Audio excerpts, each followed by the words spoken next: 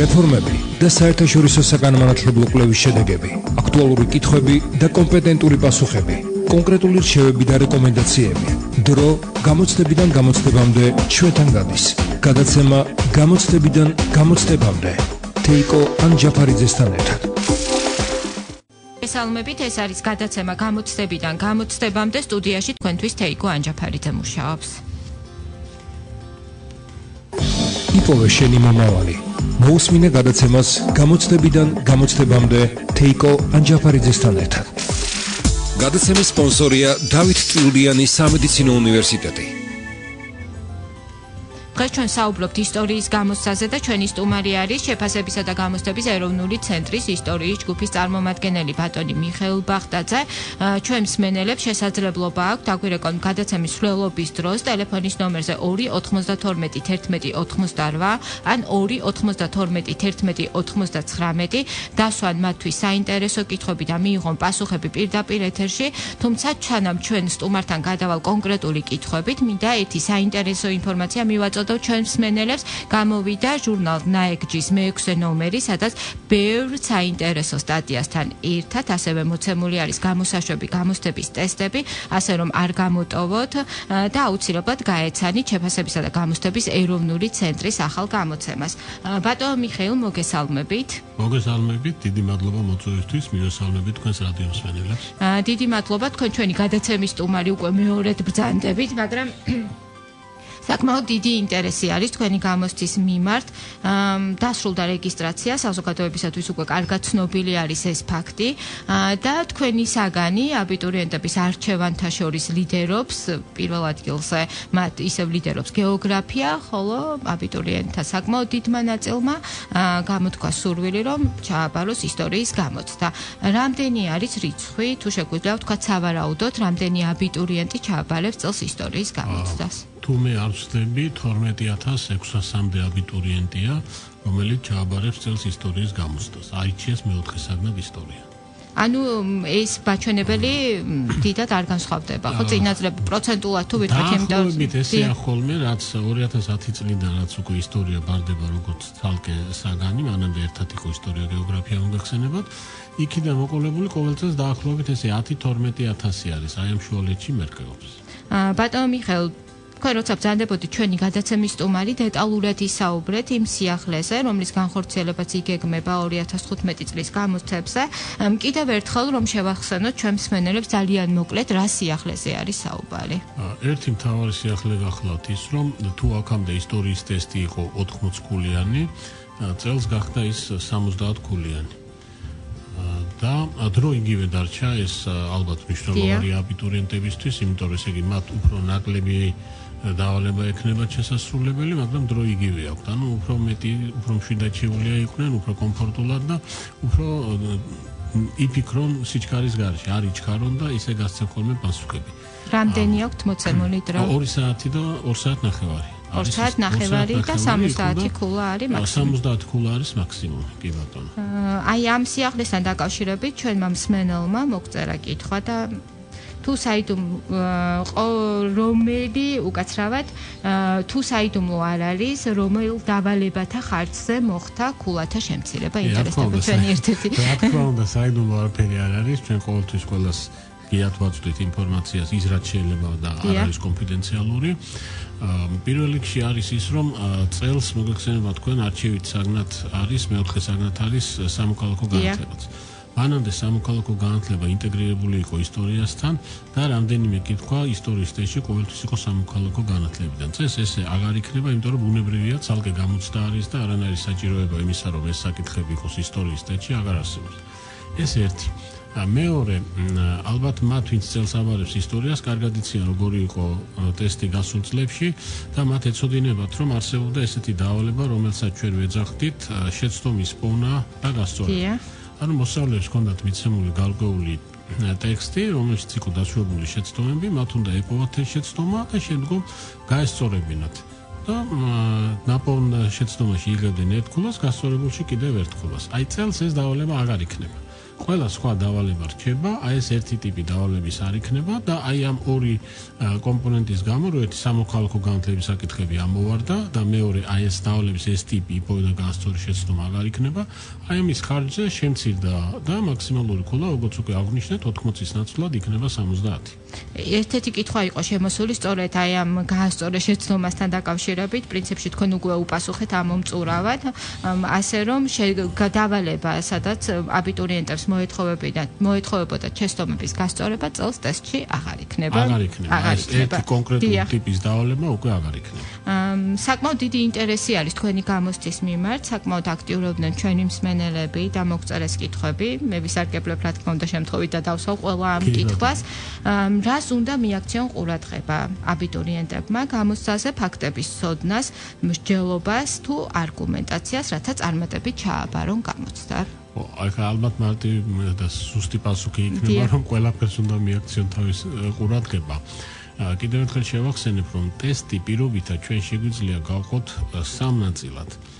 ერთი ნაწილი ტესტის, რომელიც უფრო მეტად ამოწმებს აბიტურიენტების ფაქტობრივ ცოდნას, მეორე ნაწილი, რომელიც აბიტურიენტისაგან მოითხოვს საკუთარი მოსაზრების დაფიქსირებას, საკუთარი არგუმენტების ჩამოყალიბებას და მესამე ნაწილი ეს, როდესაც აბიტურიენტმა უნდა გაანალიზოს ის წყაროები, რომლებიც მას ტესტში აქვს მოცემული. აქედან გამომდინარე, ხა მე რო თქვა, რომელიმე ერთს უნდა მიაქციოს ყურადღება და დანარჩენს არა, იქნება არასწორი, იმიტომ რომ მაშინ იმ ერთ ნაწილში აიღებს ის კულებს და სხვაში ალბათ ვერა ისე კარგად. ამიტომ ალბათ ყველაფერს უნდა მიაქციონ ყურადღება, რა თქმა უნდა, ფაქტობრივ ცოდნასაც ხა ნებისმიერ საგანშია ეს საჭირო და ისტორიაში მით უმეტეს ხა ფაქტობრივ ცოდნის გარეშე აფერი არ გამოდის, მაგრამ არ არის ტესტი ისე, რომ მხოლოდ ფაქტობრივ ცოდნას მოითხოვდეს აბიტურიენტისაგან. მხოლოდ ფაქტობრივი ცოდნით ისინი შორს ვერ წავლენ, იმიტომ რომ არის ძალიან ბევრი დავალება, რომელიც მოითხოვს უკვე მოცემული წყაროების ანალიზს და ასევე მათ მიერ საკუთარი მოსაზრების არგუმენტირებულად ჩამოყალიბებას. ბატონ მიხეილ, კიდევ ერთი კითხვა, ისევ აი ამ დავალებების ნაწილს ეხება. კითხვები ჩვენ ერთ-ერთ მსმენელს აინტერესებს, გთხოვთ კითხოთ თქვენ სტუმარს, ეგრეთ წოდებული 4 სავარაუდო პასუხით რამდენი დავალება იქნება? ხო, ეხლა ესე ზუსტად ვერ გეტყვით, მაგრამ საერთოდ გვაქვს ხოლმე სადღაც აი 25-დან 27-28-მდე აი ესე ვერკეობს ეს დავალება. ეს არის დავალების ის ტიპი, რომელთაც ტესტი იწყება, ჯერ ეს ამ ტიპის დავალება მოდის და წელსაც ალბათ სადღაც ესე 25 იქნება პლუს-მინუს 2-3 ალბათ. ბატონ მიხეილ, აი ამ შემოსული კითხვებიდან გამომდინარე, ხომ არ შეგვიძლია ურჩიოთ აბიტურიენტებს, სად შეუძლიათ მათ ნახონ დეტალური ინფორმაცია, როგორ იქნება ტესტის ნიმუში, რა მასალის ცოდნა მოეთხოვებათ მათ, სად შეუძლიათ რომ გაეცნონ ამ ინფორმაციას? ნაიქის ვებგვერდზე თუ ისინი შეგძანდებიან, იქ არის მოცემული პროგრამაც, ისტორიის პროგრამა და არის ნიმუში ჩარშანდელი ტესტისა, თუ როგორი იყო ეს ტესტი და კარგი იქნება თუ გაეცნობიან.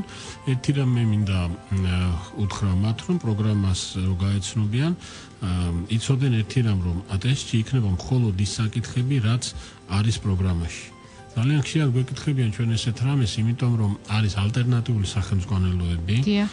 ორი არის ალტერნატიული მე-11 კლასში, ორი მე-12-ში და სულ გვეკითხებიან, აი რომელი სახელმძღვანელოთი ვისწავლოთ, იმიტომ რომ აი თქვა ამ სახელმძღვანელოში ასე წერია, იმაში ისე წერია, ზოგი ფაქტი ერთგან არის, ზოგი მეორეგან არის. ჩვენ ყოველთვის ვეუბნებით, რომ ამაზე ნუ ნერვიულობენ ისინი, მათ ისწავლონ იმ სახელმძღვანელოთი, რომელთაც მათი სკოლა გადის და ის თუ ამ სახელმძღვანელოში რაღაცას მეორე სახელმძღვანელოსგან განსხვავდება, ეს მათი პრობლემა არ არის.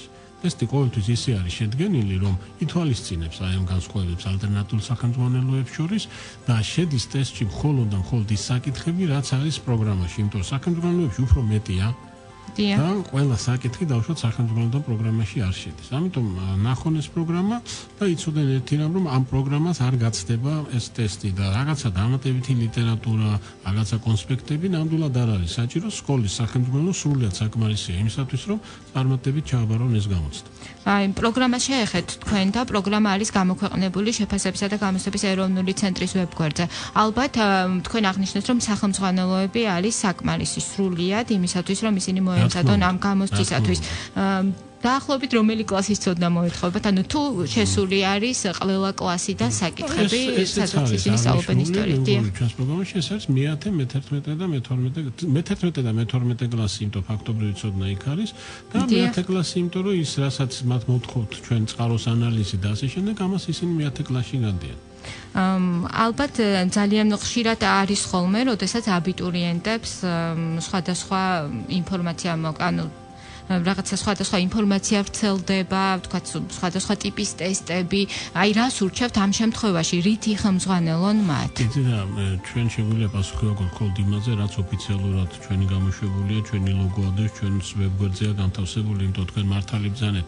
არის სხვადასხვა გამოცემები, კერძო პირები უშვებენ, რაღაცა მოსამზადებელი ცენტრები უშვებენ, რაღაც კრებულებს, დავალებათა ნიმუშებს, ეხლა ჩვენ ნამდვილად ზოგიერთი არც გვინახავს და ნამდვილად არ ვიცით იქ რა წერია და რამდენად ადეკვატური იქნება იმით მომზადება, რამდენად კარგ შედეგს მიაღწევენ. საკმარისია სკოლის სახელმძღვანელოები და ის ნიმუშები, ტესტებისა და დავალებებისა, რაც დევს ჩვენს ვებგვერდზე. ბატონ მიხეილ, თქვენ აღნიშნეთ გადაცემის დასაწყისში, რომ 2010 წლამდე ისტორია და გეოგრაფია ეს ტარდებოდა ინტეგრირებული გამოცდა, უკვე საკმაოდ დაგიგროვდათ გამოცდილება, წელს მე-5 წელი იქნება, როდესაც ისტორიას უკვე ცალკე საგნად ჩააბალებენ აბიტურიენტები. ალბათ საინტერესოა, რომელია ყველაზე ხშირად დაშვებული შეცდომა და განსაკუთრებით რაზე გაამახვილონ აბიტურიენტებმა ყურადღება, თქვენი რჩევა მათთვის იქნება ალბათ საჭირო, აუცილებელი, რომელსაც გაითვალისწინებენ, თუმცა აი ამ საკითხების შესახებ უკვე ვისაუბროთ რეკლამის შემდეგ, გადაცემაში ახლა სარეკლამო ჭრის დროა. იპოვე შენი მომავალი. მოусმინე გადაცემას გამოცდებიდან გამოცდებამდე თეიკო ანჯაფარიძესთან ერთად. ბრუნდებით პირდაპირ ეთერში, დღეს ჩვენ საუბრობთ ისტორიის გამოცდაზე და ჩვენი სტუმარი არის შეფასებისა და გამოცდების ეროვნული ცენტრის ისტორიის ჯგუფის წარმომადგენელი ბატონი მიხეილ ბაღდაძე. ბატონ მიხეილ, ყველაზე ხშირად დაშვებული შეცდომა. ეს 5 წლიანი გამოცდილება როგორ შეგიძლიათ რომ მოკლედ აღწეროთ? ყველაზე ხშირად დაშვებული შეცდომა შემიძლია თქვა ერთი არის ეს ყველაზე მნიშვნელოვანი, ჯგარობენ. დიახ.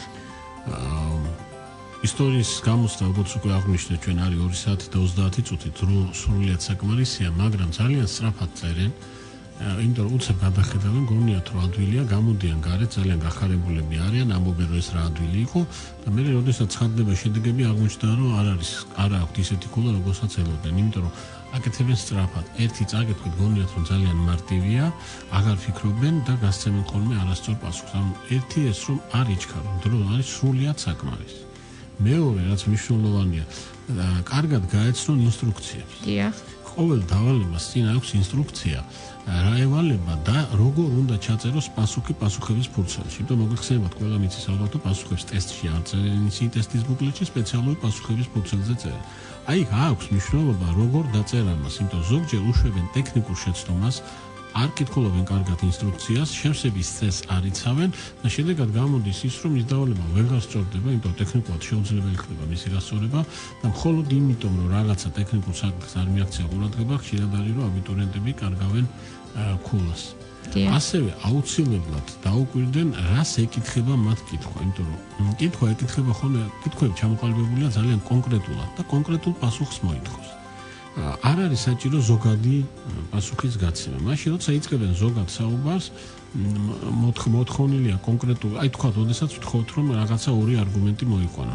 ინსტრუქციაში ყოველთვის წერია, რომ არგუმენტი უნდა იყოს კონკრეტული, ამომწურავი, დასრულებული აზრის მქონე.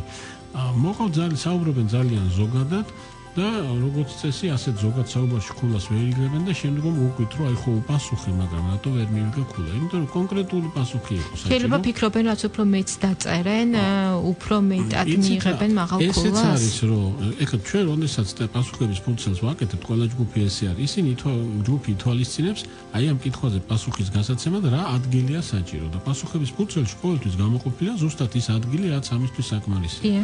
აი თქვენ რაც ბრძანეთ, ზუსტად ეს ხდება ხოლმე, რომ ზოგჯერ თვლიან, რომ გაცილებით მეტი უნდა დაწერო, ეს ადგილს არ ყოფნით, მე სადღაც სხვაგან დაწერენ და რეალურად გამოდის, რომ კითხვა უბრალოდ არ წაიკითხეს და ისრისი გაკეთებაც საჭირო იყო მოკლედ და კონკრეტულად, არასწორად გააკეთეს და არ მიიღეს ამაში ქულა. კიდევ ერთი რამ, რაც უკაცრავად რომ გაწყვეტინებთ, ახლა არ ჩათვალონ ასე აბიტურიენტებმა, რომ ერთი წინადადება უნდა დაწერონ მხოლოდ. აი ამიტომ აღვნიშნეთ ჩვენ, რომ ინსტრუქცია ნახონ პირველ რიგში და შემდგომ უკვე კარგად დაუკვირდნენ იმას, რას ვეკითხებით მათ. და კიდევ ერთი ძალიან მნიშვნელოვანია, როდესაც მოითხოვება მათგან რომ საკუთარი აზრი ჩამოაყალიბონ, ეს აზრი უნდა იყოს ნათლად ჩამოყალიბებული და უნდა იყოს დასრულებული აზრის მქონე. არის ხოლმე შემთხვევა, როდესაც ბავშვი იწყებს დაუშვათ რაღაცა მსჯელობას, ამბობს A-ს და B-ს აღარ ამბობს. ანუ განსწორებელი არის ძალიან ძიმე მდგომარეობაში, იმიტომ რომ აზრი არის დაუსრულებელი, გაუგებარია. ეხლა განსწორებელი ვერ იფიქრებს აბიტურიენტის ნაცვლად ამას რისი თქმა უნდა და ასეთ შემთხვევაში აბიტურიენტი ვერ იღებს ქულას, იმიტომ რომ არ დაასრულა აზრი და ან ნათლად ვერ ჩამოაყალიბა საკუთარი მოსაზრება, ხო? და აქაც მე არის იგივე რომ აი მან თითქოს დაწერა პასუხი, მაგრამ რეალურად გამოდის რომ მისი და პასუხი ვერ შეფასდა ისე როგორც ის ელოდა. აი იმიტომ ამასაც მიაქციონ ყურადღება და თუ ამ ყველაფერს გაითვალისწინებენ, რა თქმა უნდა სათანადო ცოდნაც ექნება, შედეგი იქნება ძალიან კარგი. ბატონო მიხეილ, თქვენ ახსენეთ გამსწორებლები, წელსაც იგივე პრინციპით გასწორდება ნამუშევრები, ანუ ორი გამსწორებელი და თუ არ მოხდა დამთხევა, მესამე გამსწორებელი ჩაერთვება. აი ალბათ აბიტურიენტებს ეს პროცესიც აინტერესებს, თუმცა ჩვენ არაერთხელ გქონია ამაზე საუბარი, ძალიან მოკლედ რო გითხრათ. როგორც კი და 2005 წლიდან ესე არის, ყველა საგანში ეს პრინციპი არსებობს. ნაშრომი მისდის ორ გამსწორებელს, ასწორებენ ისინი. ამ შემთხვევაში უკვე კონკრეტული ერთი დავალება მისდის ჯერეთ გამსწორებელს, მეორეს თუ მათი ქულა არ ემთხვევა, ასეთ შემთხვევაში მიდის მესამე გამსწორებელთან, რომელიც უკვე საბოლოოდ აფასებს აი ამ პასუხს. და რაც მთავარია, ესეც მნიშვნელოვანია ალბათ, რომ გამოცდების შემდგომ თითოეულ აბიტურიენტს შეუძლია ნახოს ტესტიც ნახოს შეფასების სქემაც, ანუ მისი პასუხები რა სქემით ფასდებოდა და ნახოს თავისი პასუხიც. ანუ ყველაფერი მას ხელთან და თავისუფლად შეუძლია ნახოს რამდენად ობიექტურად არის მისი ნაშრომი შეფასებული, ხო არ არის სადმე რაღაცა შეცდომა დაშვებული და ასეთ შემთხვევაში თქვენ კარგად მოგეხსენებათ და ყველა მიცის რომ კიდევ არის საშუალება, მათ აქვთ აპელაციის საშუალება, სადაც უკვე ფაქტობრივად გამოდის რომ მეოთხედ სწორდება ეს მათი ნაშრომი და ეს ყველაფერი რა თქმა უნდა სწორედ იმას უზრუნველყოფს, რომ უკვე ამდენი წელია ეს ყველაფერი ძალიან ობიექტურად, ძალიან ღიად ტარდება და ამიტომ არის რომ მე მგონი ყველა შეთანხმებულია იმაში, რომ აქ არანაირი პრობლემა ეს არ არსებობს. თქვენ ახსენეთ რომ დაუკვირდნენ კითხვებს. ანუ ყოფილა შემთხვევები, როდესაც კონკრეტულ კითხვას არ ქონია კონკრეტული პასუხი, ან არასწორად იყო ინტერპრეტირებული თავად კითხვა და შესაბამისად პასუხიც არასწორად იყო გაცემული. კი, ხდება ხოლმე, რომ ჩვენ ვეკითხებით ერთ რაღაცას და ის ეთყობა ან სხვა რაღაცაზე ფიქრობს. აი მაგალითად, ოდესაც მიცემული აქვს რაღაცა წყარო გასაანალიზებლად, არა? იქიდან ვეკითხებით რაღაცა ერთ კონკრეტულ ფაქტს დავუშვათ, რომელიც უნდა ამოიღოს. ეს იწყებს ძალიან დიდი ციტატის მოყვანასაც იქ არ ჭირდება. თქვენი ნებართვით კიდევ ერთ რამეს ვეთქვი აბიტურიენტებს, ოდესაც საუბარია რომ იქნება ბავშვებს აბიტურიენტებს მიცემული ექნებათ წყარო გასაანალიზებლად, ხშირად გონიათ რომ ამ წყაროს ქვეშ იგულისხმება მხოლოდ წერილობითი დოკუმენტი. დიახ. არა არის ესე, წყაროს ქვეშ იგულისხმება რუკაც, რომელიც მათ აუცილებლად ექნებათ და წყაროს ქვეშ იგულისხმება ის ილუსტრაციებიც, რომლებიც მათ ექნებათ. ამიტომ, როდესაც ჩვენ ვსაუბრობთ ან ვამბობთ და ჩვენს ვებგვერდზე წერია, რომ მათ გასაანალიზებლად მიეცემათ წყარო, ნუ წარმოიდგნენ ისე, რომ იქნება მხოლოდ წერილობითი დოკუმენტი და ის რაც იყო შარშა, მაგალითად რუკა და ილუსტრაცია აღარ იქნება. ეს ყველაფერი ისევ იქნება. ანუ წყაროს ქვეშ იგულისხმება როგორც წერილობითი დოკუმენტი, ასევე რუკა, ასევე სხვადასხვა სახის ილუსტრაციები, რომელთან დაკავშირებითაც მათ გარკვეული დავალებები უნდა შეასრულონ. იქნება თუ არა კარიკატურა? ახლა ესე კონკრეტულად კარიკატურა ისეც აი ამ წყალდია. იქნება ილუსტრაცია, ეს შეიძლება იყოს კარიკატურა, შეიძლება იყოს პლაკატი, შეიძლება იყოს ნახატი, შეიძლება იყოს ფოტო. ეს და მათ უნდა გაანალიზონ რომ ეპოქა და სხვადასხვა ტიპის კითხვები, რომლებიც აი ესეთ ილუსტრაციებს თან ახლავს, პასუხები მათზე არის თვითონ იმ ილუსტრაციაზე მოცემული. უბრალოდ აქ აბიტურიენტს მოეთხოვება შეხედოს ამ ილუსტრაციას, იქიდან ამოიღოს ინფორმაცია, ეს გადაამუშავოს და ესე უპასუხოს. ანუ ამ ტიპის წყაროებზე მუშაობისას მას არ მოეთხოვება რაღაცა, რომ ეს წინასწარ იცოდეს ან გავლილი ქონდეს სკოლაში, არა, მთელი ინფორმაცია იქვე არის მოთავსებული, უბრალოდ საჭირო ამ ინფორმაციის მოძებნა ამ წყაროში, მისი ამოღება, ან მე მისი დავუშვათ გადამუშავება და საკუთარი არგუმენტი ისტორიული კონტექსტის განსაზღვრა, გაანალიზება და შემდეგ ალბათ. ამ ხრივ ეს უფრო ადვილი ტიპის დავალებაა, ვიდრე თქვა ფაქტობრივი, სადაც უნდა რაღაცა გაიხსნა და შეიძლება იმ მომენტში დაგავიწყდეს, ხო? უცებ. აქ ყველაფერი იქ აქვს, უბრალოდ საჭიროა კარგად იპოვო და კარგად გაიაზრო, რას გეკითხებიან. ანუ აქ გარკვეულწილად უბრუნდებით იმ კითხვაზე პასუხს, რომელიც ჩვენმა მსმენელმა მოგწერა, რას უნდა მიაქციონ განსაკუთრებით ყურადღებას, ფაქტების ცოდნას, მსჯელობას თუ არგუმენტაციას. ხო, თქვენ როგორც აღნიშნეთ, სხვადასხვა დია. ჯობია ყველაფერს, იმიტომ რომ ეს ყველა ტიპის დავალება შედის და ნამდვილად ეხლა რო უთხრა, თქვა ფაქტობრივ ცოდნას მიაქციოთ ყურადღება, არ ვიქნები სწორი, იმიტომ რომ საკმაოდ დიდი რაოდენობა დავალებები, სადაც მოითხოვება წყაროს ანალიზი და ასევე იმ დავალებები, სადაც მისი არგუმენტაცია არის მოსატანი და შესაძლებელი ჩვენს მიერ და ასე რომ რაღაცა ერთი მიმართულებით ყურადღებას ნუ მიაქცევენ, იმიტომ რომ ასეთ შემთხვევაში ისინი ტესტის მხოლოდ რაღაც ერთ ნაწილში ასრულებენ და მთელი ტესტის შესრულება წარმატებით გაუჭირდებათ.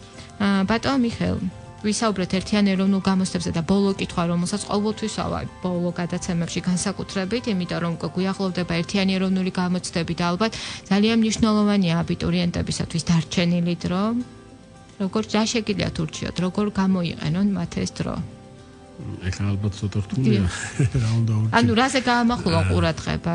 არაფერი იგივე რაც აქამდე თქვით, კიდევ ერთხელ გადახედონ იმ პროგრამას, რაც არის, რომ რამე საკითხი ხო არ გამორჩათ, რომელიც მათ პროგრამაშია და რატომღაც თქვათ შეიძლება გამორჩათ, კიდევ ერთხელ გადახედონ იმ ტესტებს და ნახონ როგორი ტიპის დავალებები იყო, იმიტომ რომ იგივე ტიპის დავალებები იქნება, როგორც ჩვენ აღვნიშნეთ, უბრალოდ ერთი ტიპი მოაკლდა, თორე ახალი არაფერი არ დამატებია და იყვნენ მშვიდად და წყნარად, მათი ცოდნა არასდროს არ დაკარგულა და არ დაიკარგება და მშვიდად და წყნარად თუ გააკეთებენ ყველაფერს, გაითვალისწინებენ იმ ინსტრუქციებს, გაითვალისწინებენ იმ კითხვებს, რასაც მათ ვეკითხებით, ძალიან კარგ შედეგს მიაღწევთ. და კითხვა უკვე გადავიდეთ გამოსაშვებ გამოცდებზე, თუ გვაქვს წელს რაიმე სიახლე გამოსაშვებ გამოცდებთან მიმართებით. ისტორიის გამოცდას გულისხმობ თქვენ საკითხს. არაფერი სიახლე შეიძლება ითქვას ის, რომ შარშანდილთან შედარებით პროგრამა ცოტა შემცირდა, რამოდენიმე საკითხი.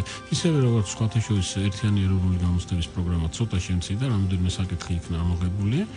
სხვა არაფერი არ არის გამოსაშვებ გამოცდებზე მათ დავალების ერთი ტიპი აქვთ მხოლოდ ეს არის კითხვა და 4 სავარაუდო პასუხი სადაც მათ უნდა მონიშნონ თუმცა აქაც აღნიშნავ რომ გარდა იმისა სადაც მოთხოვნილი იქნება თქვა ფაქტობრივი ცოდნა აქაც შეგვდებათ მათ დავალებები სადაც მაგალითად პატარა ტექსტი არის წყაროსი მოცემული და მისი გაანალიზება იქნება საჭირო, ან თქვა იგივე ილუსტრაციაა მოცემული და მისი ანალიზი იქნება საჭირო, უბრალოდ ამ შემთხვევაში ეს ცოტა უფრო მარტივია, იმიტომ რომ წინასწარ 4 სავარაუდო პასუხი მიცემული აქვს და დავუშვათ თავად არ მოუწევთ არგუმენტის მოძებნა, მაგრამ იქნება დავალება, სადაც თქვა რაღაც პრობლემასთან დაკავშირებით 4 არგუმენტია ჩამოთვლილი და მათ უნდა აირჩიონ, რომელი არგუმენტი უფრო კარგია, ან მოვლენის 4 შეფასებაა და უნდა აირჩიონ, რომელი შეფასება არის სწორი.